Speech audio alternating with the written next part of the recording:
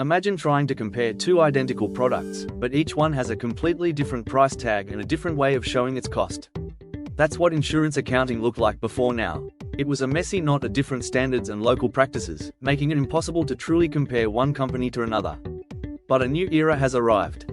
Enter IFRS 17, the global standard that's untangling the mess and bringing unprecedented clarity and comparability to the insurance industry. This isn't just an accounting change, it's a revolution in how insurers measure and report their performance. So, how does IFRS 17 achieve this? It introduces three core building blocks to measure the value of an insurance contract. Think of it as a financial Lego set, with each block representing a key component. First, we have the fulfillment cash flows, or FCF. This is the estimated value of all the cash coming in from premiums and going out for claims, benefits, and expenses. It's not just a guess, it's a discounted, present-day value, reflecting the time value of money. Next is the risk adjustment, or RA. This is a brand new, explicit component. It represents the extra compensation the insurer needs for taking on the uncertainty of future cash flows. The riskier the contract, the higher the risk adjustment.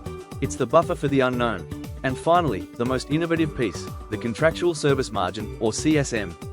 This is the unearned profit from the contract. Unlike the old rules, IFRS 17 says you can't book all the profit up front.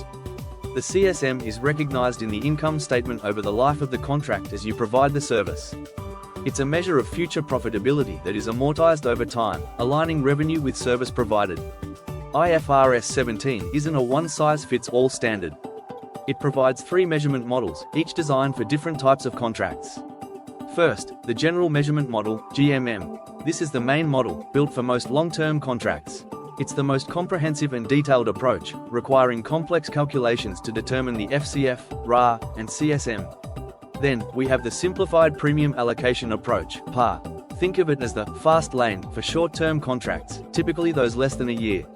It's a quick and dirty method that's much simpler to apply, as long as it doesn't create a material difference in the outcome. Lastly, there's the Variable Fee Approach, VFA.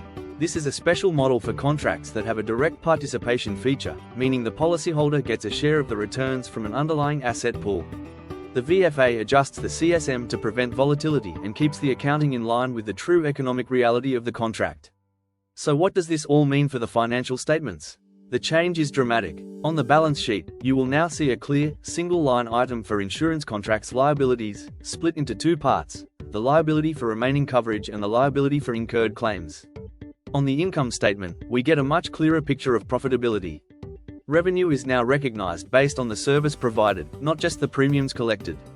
And, most importantly, the new standard separates the insurance service result, the profit from underwriting, from the insurance finance income or expenses, the profit or loss from discounting and investments.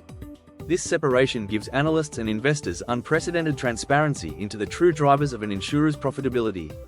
IFRS 17 is a monumental shift. It's an ambitious standard that has required insurers to re-engineer their data systems, processes, and even the collaboration between their actuarial and accounting teams.